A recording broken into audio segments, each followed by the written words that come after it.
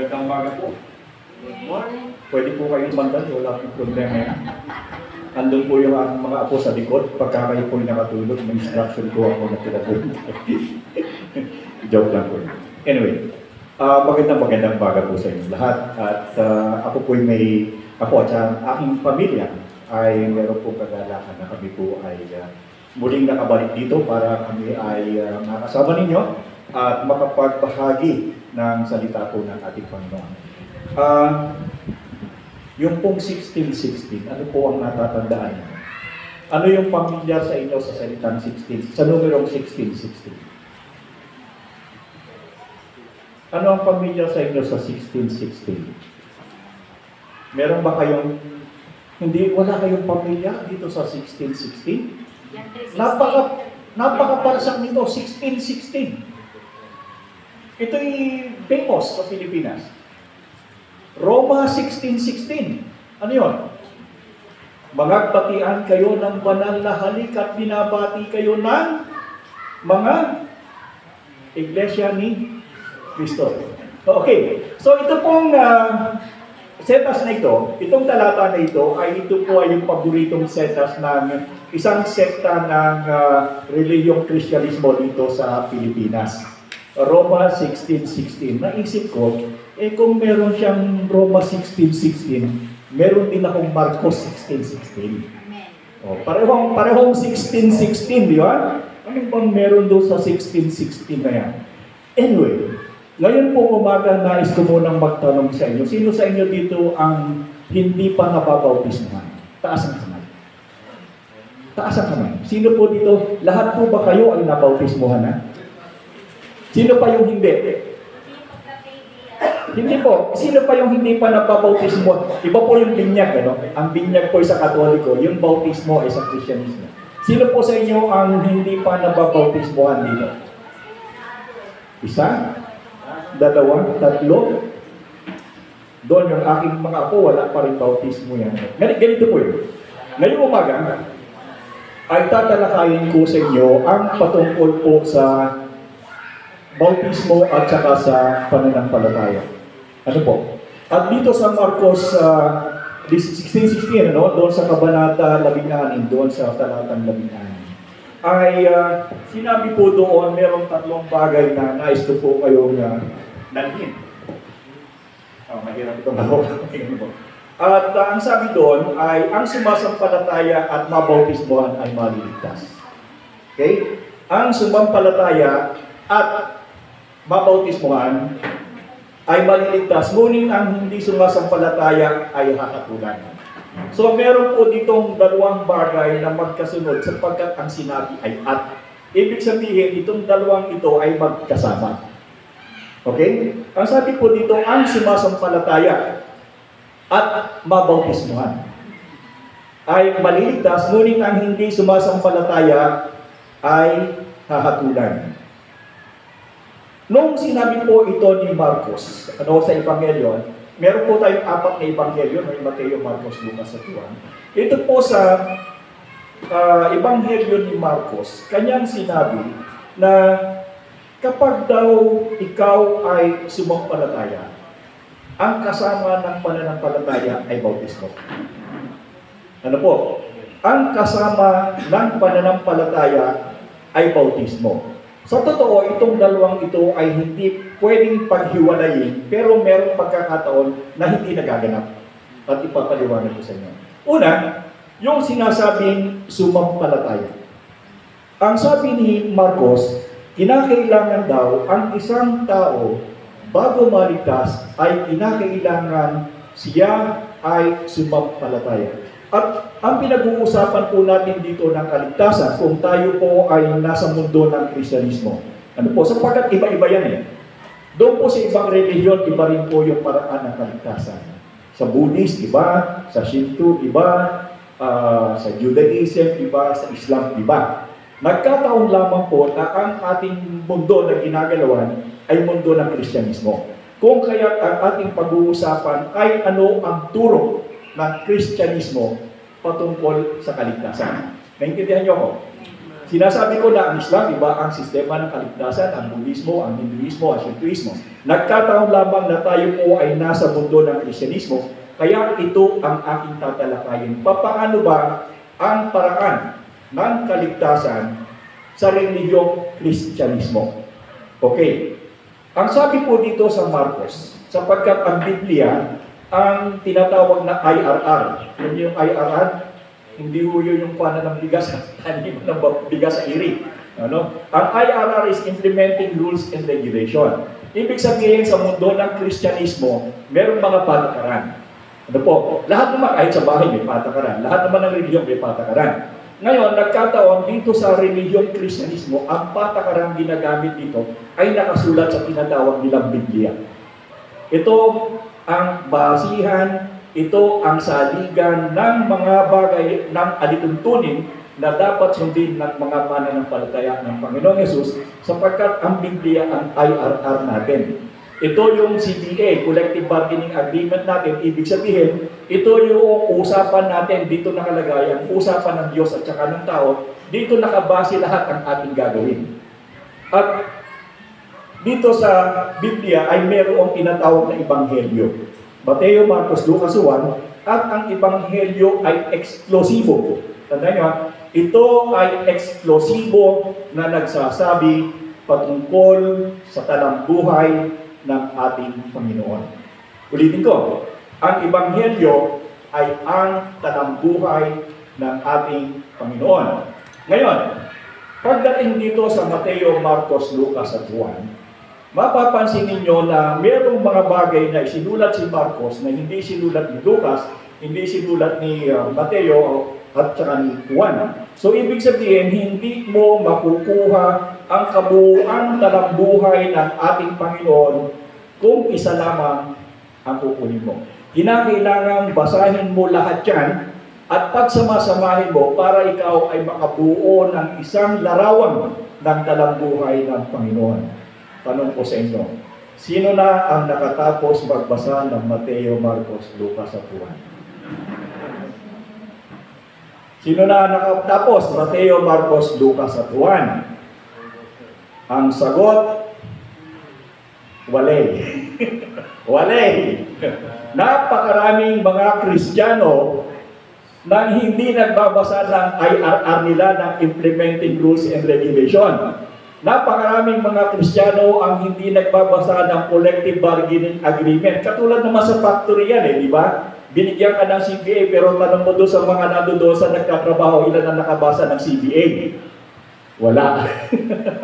Parang mga Kristiyano lang yan Ilan na nagbasa ng Kristiyano ng Biblia ng kanilang Mateo, Marcos, Lucas, Juan, yung talambuhay ng Panginoon?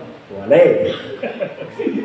And yet, sinasabi natin na mahal natin ang Panginoon at tayo ay kanyang mga tagasunod. And yet, walang nakatapos. Pero meron na, malapit na kayo. Natatandaan nyo ang Sunday School doon sa kabila. Meron tayong pag-aaral ng talambuhay ng Panginoong Yesus sapagkat pinipilit ko ang lahat ng mga mananampalataya para masabi mong ikaw ay tunay na mananampalataya, dapat alam mo ang talambuhay ng ating Panginoon. Pakisabi nga sa akin, ano ang unang binyada sa talambuhay ng Panginoon? Hula. Ikalawa? Balita. Tapos? Pagsilang. Tapos? Nagbukasan ng kodigo. Pagsilang, pagkatapos ng pagsilang, yung pagsilang, merong tatlong mago, pagkatapos ay, bilisan natin. Templo, bautismo, pagkatapos ay tukso, pagkatapos ay ministeryo, pagtawag sa unang apostol, pagkatapos ay talinhaga at saka himala, after nun ay transfiguration, resurrection agad. Ang layo mo na.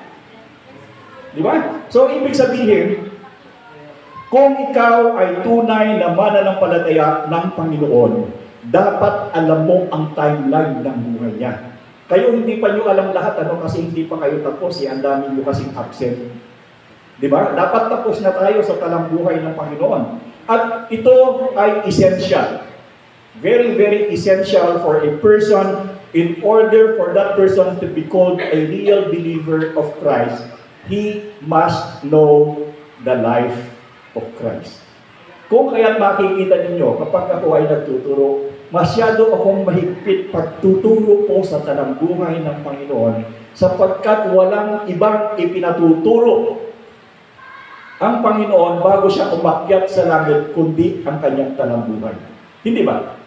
Yung Ebanghelyo. Ang ibig sabihin ng Ebanghelyo ay mabuting balita. Ano ang mabuting balita? Ang mabuting balita ay yung buhay niya na kung saan siya ay isinilang tapos ay nag-defeat o tumalo sa kasalanan na siyang magbibigay ng buhay na walang hanggan. Tama? Di ba ganon? So ngayon, ang sabi ni Marcos, isa doon sa nga pala, advertisement. Para maintindihan ninyo ang talambuhay ng ating Panginoon. Yung Mateo, Marcos, Lucas, Juan, kasi magkakahiwalay, pinagsama-sama ko lahat yan dito sa aklat na ito na Jesus, akala ko ay kilala kita. Ano po? So, pinag-isa ko na lang yan. Actually, ito yung aking itinuturo doon sa Woodley. At malapit na kayo matapos, di ba? Okay. Nakatipid na kayo ng 250. Okay, so ito po ang aklat na aking ginawa nang sa gayon ay kung talagang ikaw ay seryoso na makilala ang Panginoon, kompleto ito. At mayroong paliwanag, mayroong anotasyon, at maraming bagay na makikita kayo sa buhay ng Panginoon na kayo ay matutuwa sapagkat hindi nyo akalain na ganun pala ang nangyari. Diba? Kung kaya nga sinasabi ng Panginoon, simulat sa Paul, ang ipangangaral ninyo ay Ebanghelyo. Now, magkaiba po yung E at saka I. Hindi po ba? Ano po yung E? Paano po yung E? Paano yung sinasabi ang E? Paano po yung I? E. Kaya iba po yung Ebanghelyo sa Ebanghelyo. Kasi iba yun. Ebanghelyo. Ito, Ebanghelyo.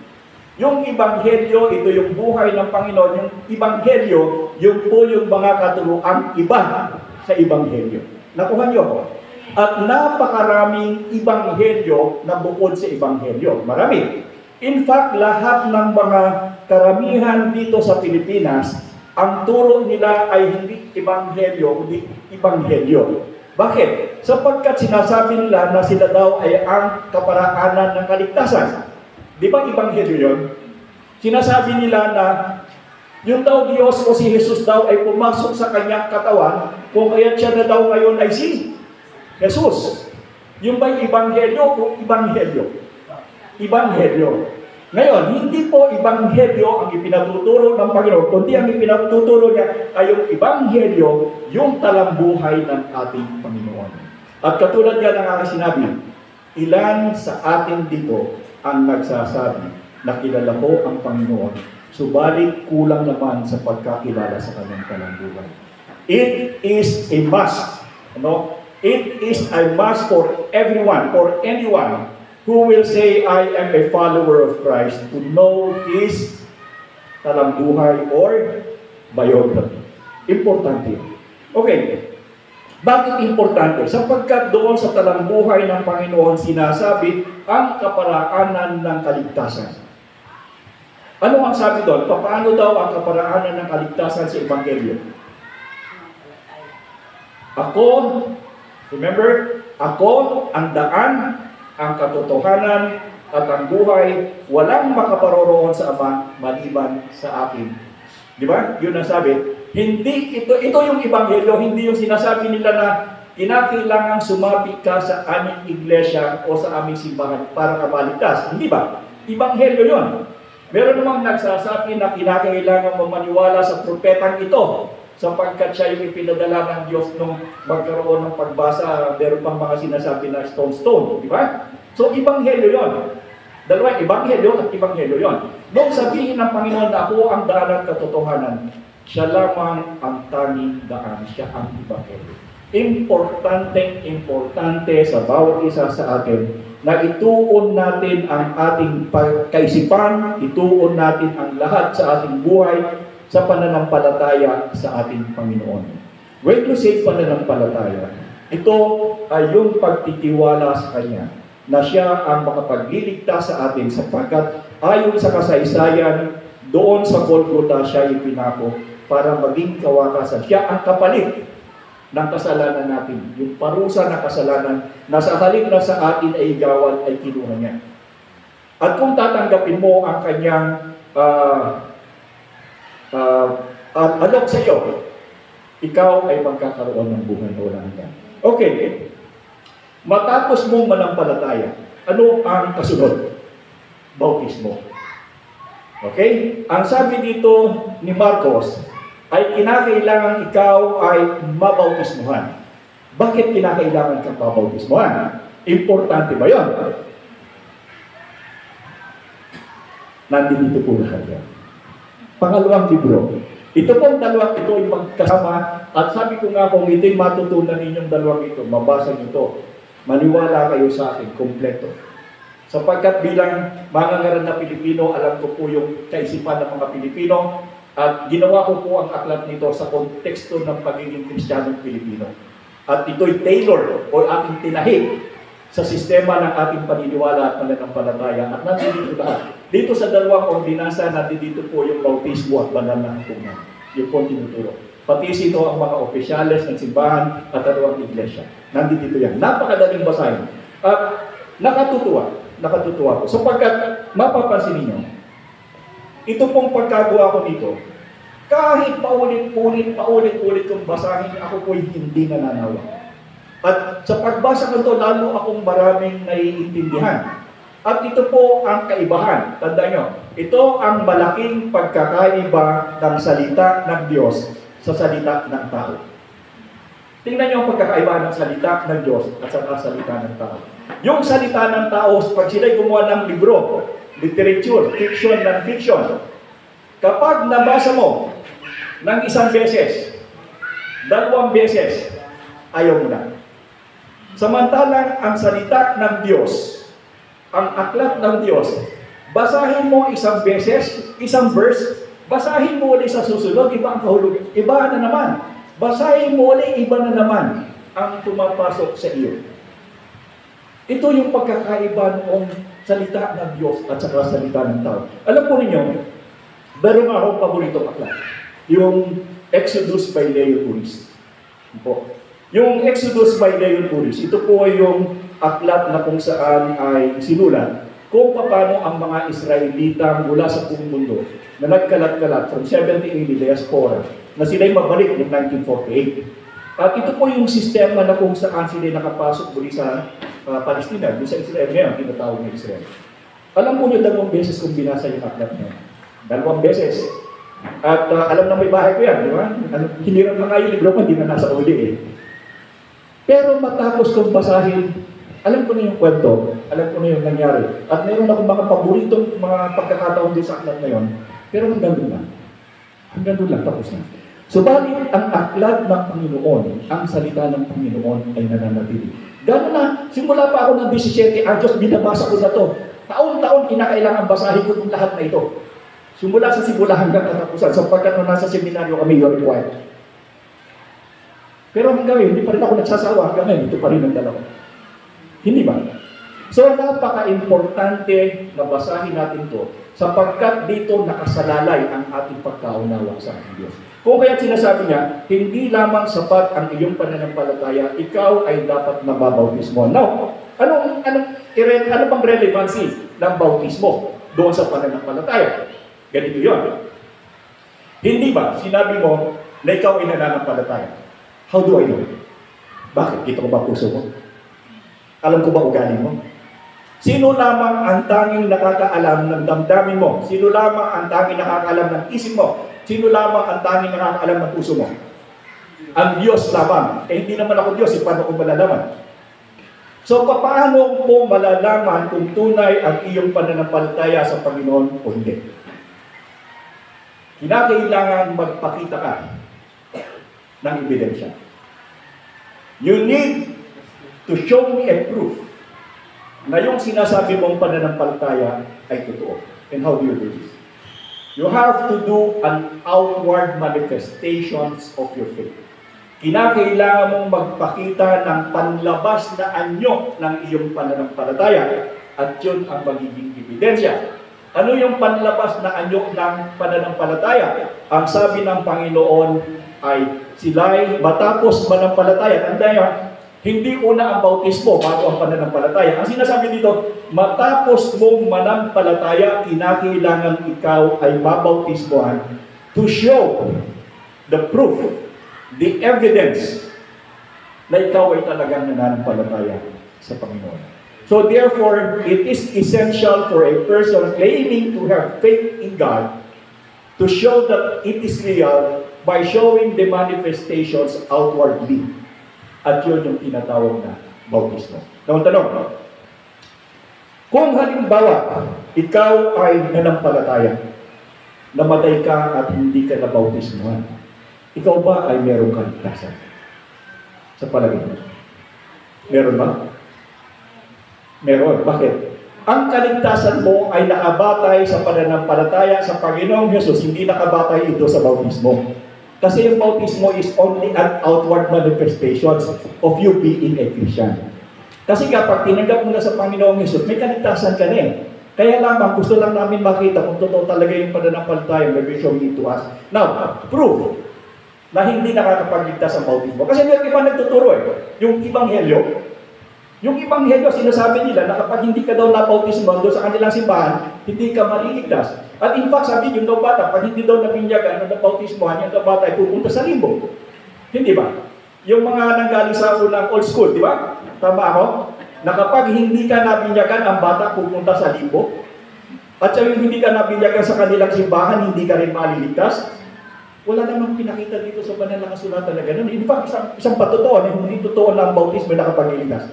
Noong ang Panginoon ay nakabayubay sa krus, nandoon yung dalawang salarin. Yung isa na nagpalataya sa Kanya at sinabi ng Panginoon, ngayon din, now, ay isasama kita sa paraiso.